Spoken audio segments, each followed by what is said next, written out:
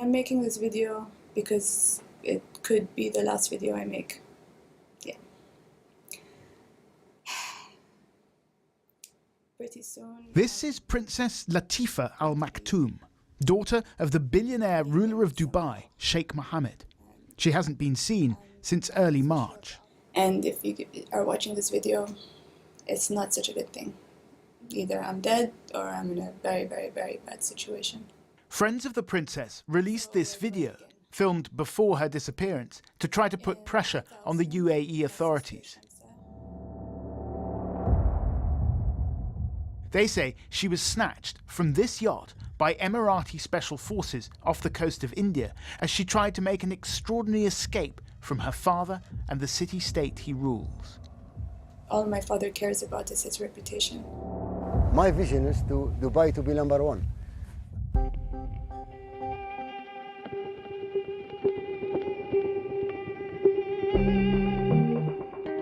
Sheikh Mohammed Al Maktoum cultivates an image of Dubai as a modern city, an outward-looking, business-friendly destination, a place of leisure and of luxury.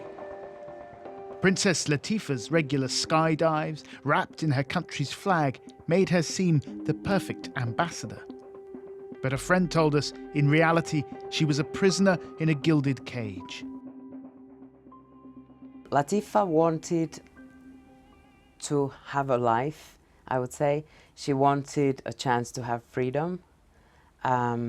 She had tried to escape before in 2002, and then she was thrown into a prison where she spent nearly 3.5 years. Last summer, she made contact with a former officer in France's Foreign Intelligence Service. Years earlier, disguised in a black abaya, Hervé Jobert claims to have fled Dubai himself after a business deal went sour and he was accused of embezzlement. It's a story he dramatized in this short video clip. Initially, she was going to do it the same way I did it in Dubai, with the Navy SEAL rebreather, you know, the breathing equipment, underwater torpedo. I said, okay, I have to train you to do that. So she bought the equipment, you know, $30,000. In the end, the princess decided against the torpedo. Instead, together with her friend Tiina Jauhiainen, a Finnish martial arts instructor, she drove across the border to Oman. There, they say the pair were picked up by dinghy and taken to a yacht waiting in international waters. On board the Nostromo was Hervé Jobert, the former French spy. They set sail for India. An Interpol red notice, issued in March at the U.A.E.'s request, partially confirms their story. But the warrant alleges that instead of escaping of her own free will, Princess Latifa was kidnapped. It's from here that the story becomes harder to verify.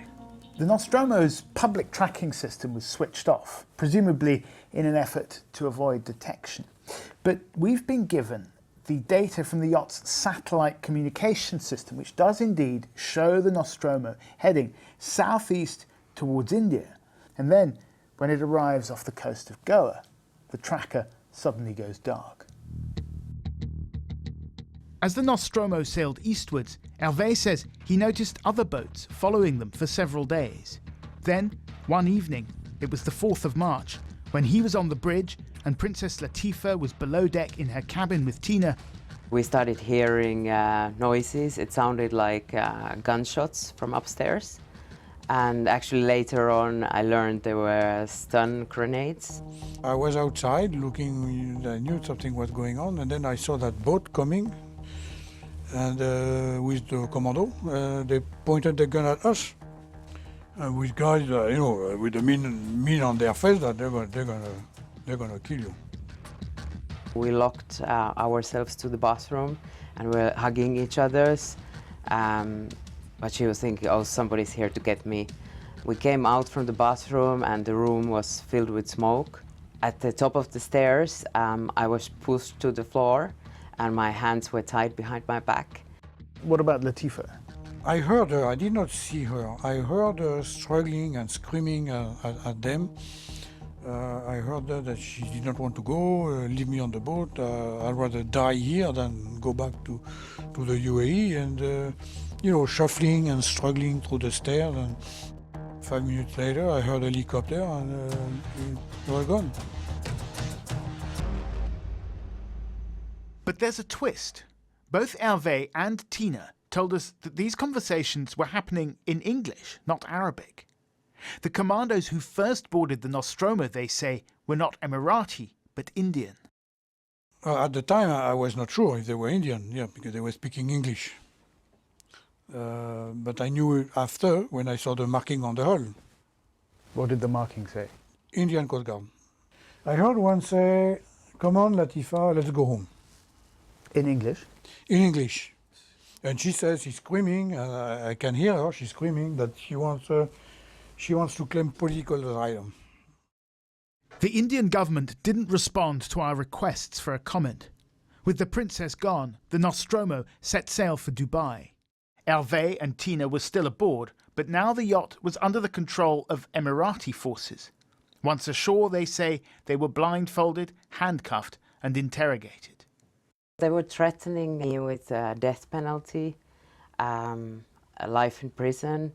They told me that you have stabbed the ruler of Dubai on the back. You're not supposed to be helping someone to escape.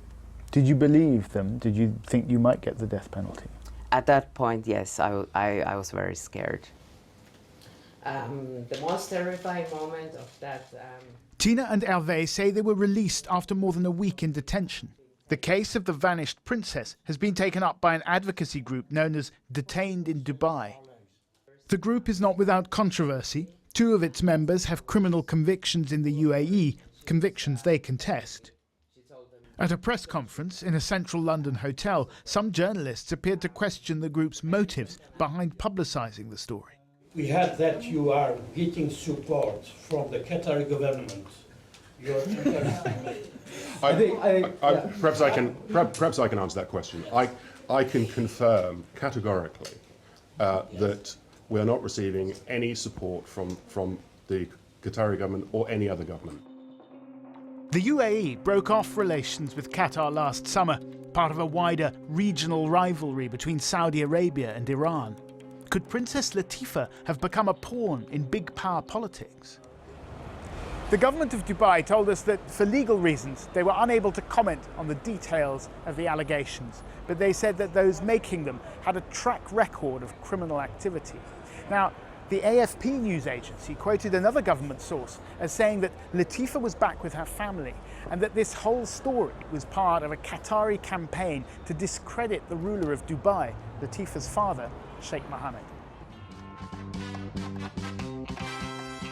And what of the mysterious French spy who masterminded the escape and who also had his own run-in with the authorities in the U.A.E? Can I ask just what was in it for you? You were expecting to get paid?